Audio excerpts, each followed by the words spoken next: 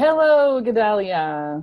How are Oh, you? very good. Thank you for having me. Yeah, I'm so happy. Now is my time to ask questions. Last time it was you, and I was very happy to answer all your questions. And now I'm so excited that I get to ask you a lot of questions, as I'm sure all our listeners are very curious also to know more about you. So, this is what I thought for today. I thought that we are going to get to know you better. Okay. We're going to know who is Gedaliah Blum, what kind of entrepreneur you are, and I actually want to try to get the drive out of your story because I can feel that there is a huge drive, an entrepreneur drive, and I would love to discover it with our listeners because I know you, but I want to get to know you even better. Okay, Okay. is that Sounds cool? good. Okay. Okay. So I'm under the spotlight right now. Exactly. Yeah, you just have Okay. to answer my questions. Good luck. Okay. Well, the first Okay. question I want to ask you is what kind of entrepreneur are you today? What do you do professionally and what do you do when you get up in the morning? Who is Gedaliah Bloom? What are you doing as an entrepreneur? As an entrepreneur, I make sure that I have three or four or five different revenue channels coming in at all times. So this way, as everybody knows, when you have a business, when you do something, the likelihood of it succeeding is less than the likelihood of it failing. So I make sure I hedge my bets. And so, well, what am I doing? Well, one of my biggest successes is through a partnership that I have with my wife, is that we promote businesses in Judea and Samaria. We promote over 2,800 businesses. So we've been doing this for about 9 years. I work in business development for Janglo, and that's going really well. I'm working with 4,000 businesses, not obviously not directly every day, but the relationships that I built are tremendous and invaluable for not only for them that I could help them, but for me that I could actually be positioned in a place where I could learn from other people's mistakes. I could learn from their successes, and that's really the greatest asset I think for me working with all of these businesses. Another thing that I'm doing is I'm doing consulting. I do consulting with a number of different businesses. If people find themselves in the weeds so much that they can't see past what they're doing in the morning, and so I come and position myself to say, wait a second, here's the new perspective. And that's what I've been doing, and it's great. I really do it because I enjoy it. I love it. It's a passion for me to be able to work with businesses on a much more deeper level than I do with Janglo and Dapikatom. That sounds really exciting, and I can tell you that we can feel the love and the passion when you talk about it. We can see how passionate you are, and I'm sure that a lot of people that are listening to us are wondering, how do we get there? How do we get to that place where we get to do what we love? We get to wake up in the morning and help businesses, and I can see where you have passion in everything you do with the business you have with your wife, with working with Janglo, with helping businesses. It's always about what you love doing and how you can be best helping other businesses. And so first of all, how did you get here? What was the journey? What was Gedaliah's journey, entrepreneur's journey to get to where you are today? And how did you get to decide, if you have a moment where you got to decide that this is what you wanted to do, and how it all became what you're doing today? But how it came started really, it started with the move to Israel. And this is a story that is not uncommon for many immigrants to Israel, which is, okay, great, you have an education, you are a professional, you have an intellect, you have abilities, you have drive. And when it comes to landing in Israel, maybe your language isn't strong enough, maybe you're new to the scene, and so a lot of the positions that are open for immigrants, for English speakers, are what I would say are more jobs than careers. And these jobs available are pretty much, they're just a station that you just have to pass through to get to the next step, in which includes a lot of sacrifice, financial sacrifice. You're not making any money. And so that really wasn't an option for me. I saw that opportunity as a way to kind of just essentially strangle myself, right? I mean, it's like, okay, you're going to walk in, you're going to work, 10-hour days, travel another hour and a half, whatever it is, you're working crazy hours, your lifestyle, everything is just like flipped upside down. I didn't want to set the stage that way. So Hmm. what I ended up doing was investing in myself. I ended up taking some inheritance money. And as a professionally trained woodworker, I decided, wow, I'm going to open up a workshop and I'm going to make furniture on the side of a mountain. And it's so romantic. I'm going to make chairs. I'm going to sell them to people throughout the world and have put Jerusalem stone in it and make it more of an Israeli flavor. And 2 years later, I just ran out of money because I was paying myself to work, and I was a complete failure. It was a nightmare. It was a nightmare. Okay. Um, and so from there, I ended up take a different direction, take what I've learned in the past, and move forward in a different realm. And that's around the time when I started thinking about different ideas, medical tourism in Israel, using the internet as a ways to bring down my operational costs and to be able to go. Anyway, so make a long story short, we started our local campaign after responding to news outlets and saying we could do something really important, and at the same time we can start making money today. And that's what we started doing. Hmm. And Wow. that's all she wrote. So what I would actually end up saying is that I wasn't grown up to be an entrepreneur. I would consider myself an incidental entrepreneur. Is Okay. that the surroundings around me kind of pigeonholed me into a place where, sink or swim. You're going to do this on your own because the other option is not an option. Right. And Right. so that's where I see my current success as a result of that. There's no option to fail. And that Right. was it.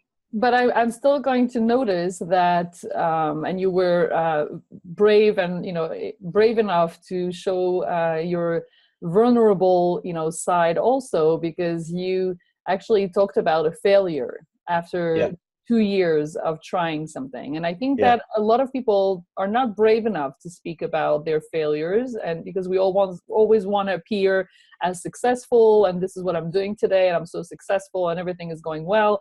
And I'm not going to say all the time because I don't have the numbers to prove it, but I can say 99% of the time, people that are succeeding today are people that have failed at some point. And I've heard so many people with startup, success stories, entrepreneurs saying that if they didn't fail, if they hadn't failed in the beginning, they would not be where they are today. And so I really thank you for sharing this, because if some of our listeners are wondering, how do we become a successful entrepreneur? Well, the answer is we first start by failing. Right. And that brings up something about how I raise my children. Okay. I raise my children. I let them know that their mindset needs to be very clear, is that the difference between winners and losers is not that there's failures or obstacles on the road. They both have the same obstacles. Right. The difference between winners and losers end up giving up, winners keep going. Right. And so and that's the same thing with entrepreneurship. I mean, I couldn't even tell you how many times our electricity turned off, Uh-huh. right? These are serious things. And again, now that we work with thousands of businesses, my empathy for their struggle, because everybody's a struggle. And what you said, every business says they're very successful and everything's going well. Well, I have relationships with businesses that are much deeper than that. And we have a trust that we're able to say, no, really, how is it going? Right. Right.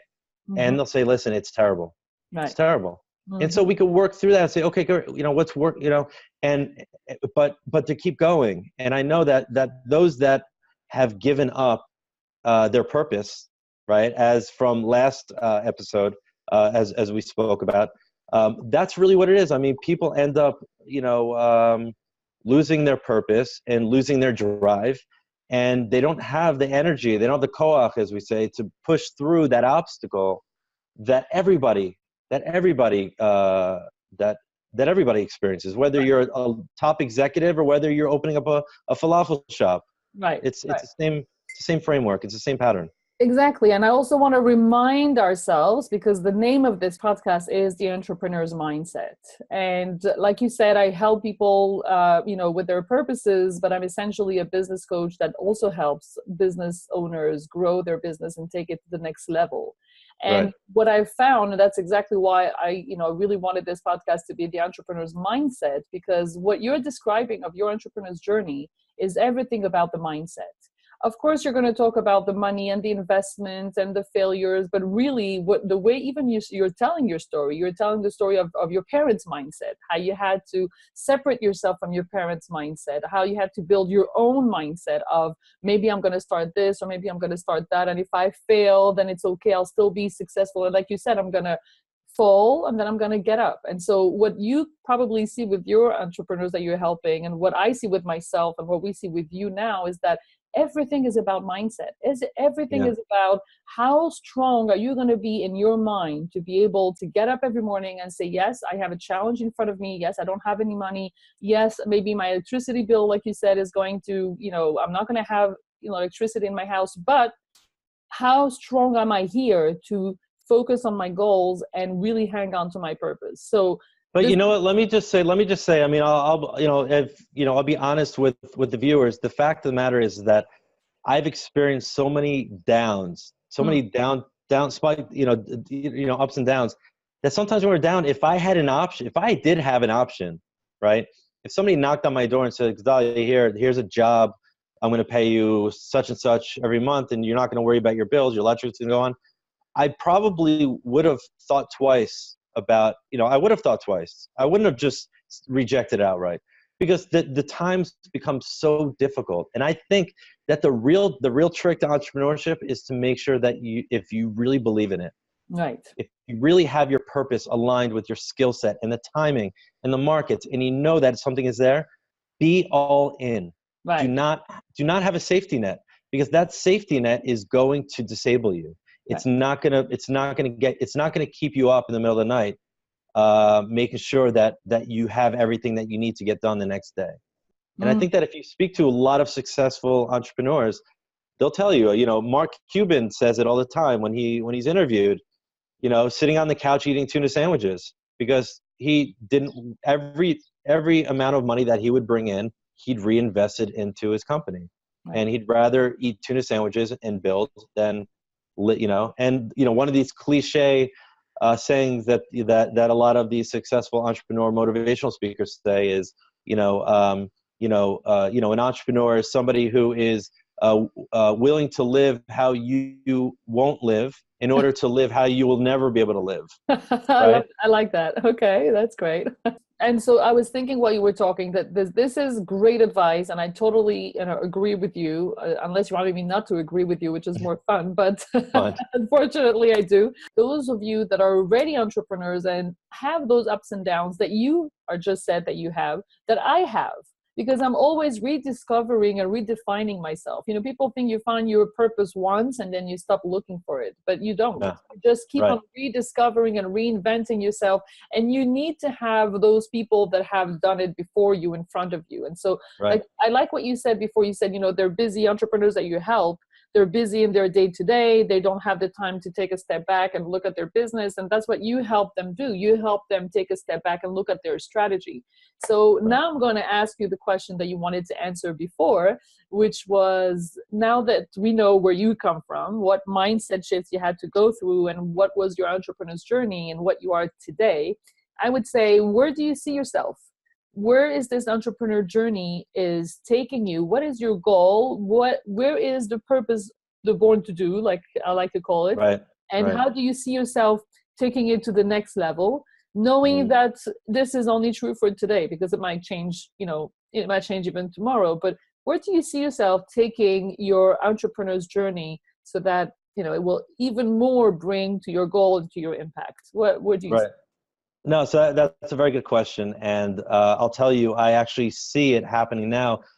I'll rewind from our last podcast. Our last podcast was you discussing one of your clients who wanted to help people, right? And she could see 50 clients, and that was it.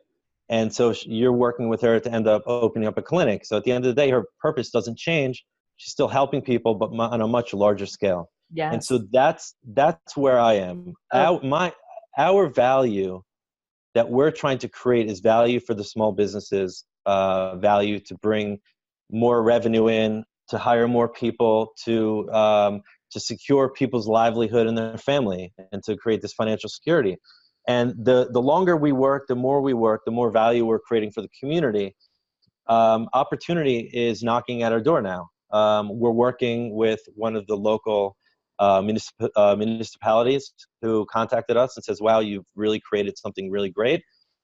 We have some money that we want to invest in the local business community, and there's no other partner that we could think of to work with besides you. So great. Wow. So that's something. And listen, these are things that happen. So when I see what the future involves is being involved in much more of a much larger vehicle to make more of an impact. Like, for instance, our current website that we promote the businesses in Judea and Samaria, we estimated over the last 12 months, $6 million have gone through to our businesses. And for a small website on bootstrapping, I think it's pretty good. Mm-hmm. And by illustrating these numbers, we're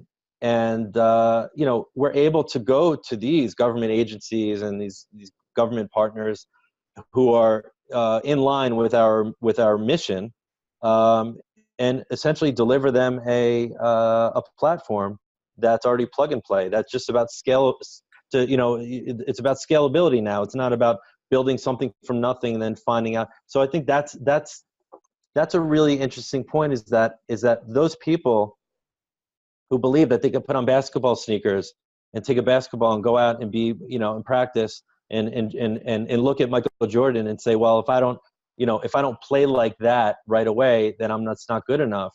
What you need to do is you need to understand your own skill set. You have to understand the space that you're in, your mindset, and your credibility.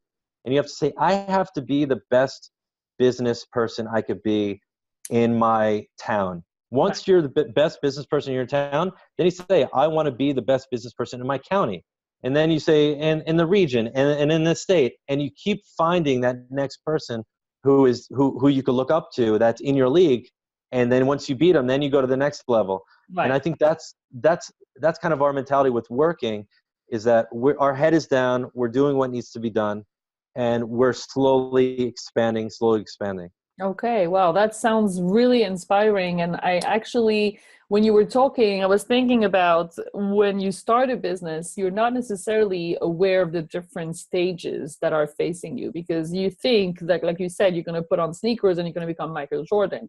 And actually, I mean, it sounds obvious, but there are so many stages that you have to go through.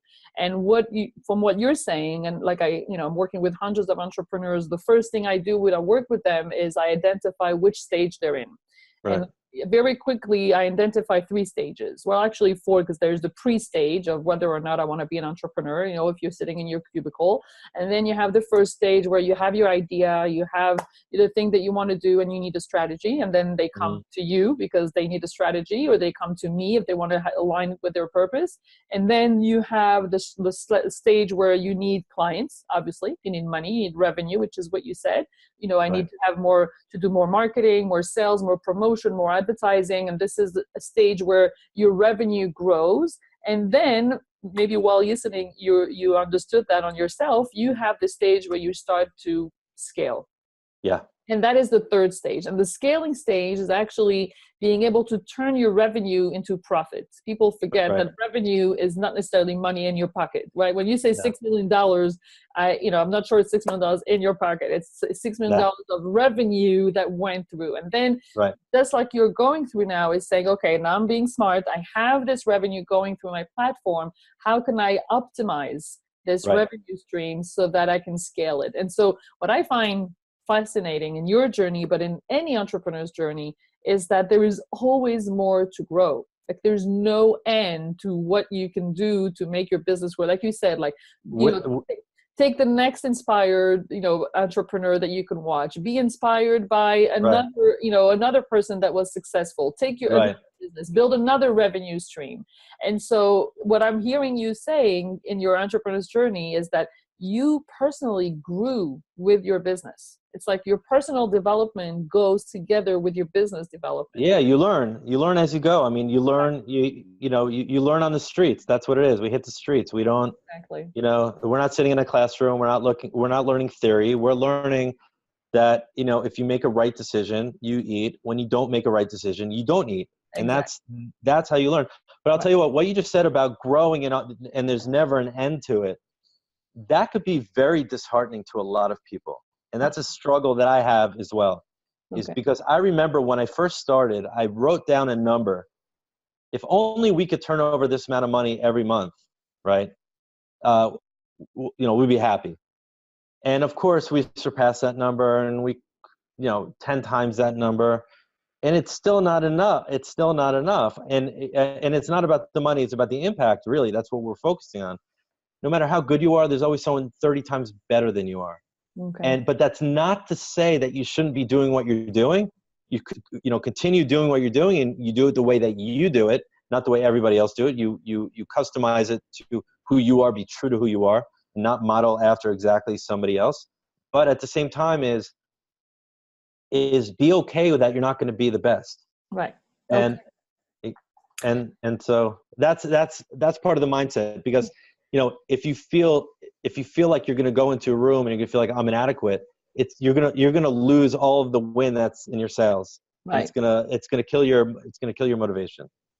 Right. Very good. Well, I think that we have just have a podcast full of great insight for entrepreneurs, whether they're looking to go, into the entrepreneur's journey, or they're already there and they want to grow, or they want to scale, or they want to get inspired by more. And I think that your story illustrates so much what people go through in that journey. And you were, again, brave enough to talk about how difficult it is and how sometimes there are ups and downs. But, the main thing is, like you tell your kids, is winners are people that don't stop, right? That's what you say to your kids? Okay. Yeah. Winners and losers experience the same challenges. It's the winners that keep pushing through. The losers end up quitting.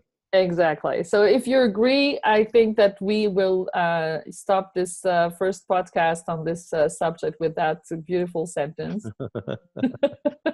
All right, talking about quitting, we're going to end right now. Exactly. Talking about quitting, we're going to end right now. I think, there's so much more we can talk about, and we'll probably do another podcast on continuing to learn from your journey and from everything that you've worked on. It sounds like you have great experience that you can share with entrepreneurs. So for now, this is the end of this podcast, and we'll probably catch up soon. Great. Thank you so much, Nathalie. Thank you, Gedaliah. Bye-bye.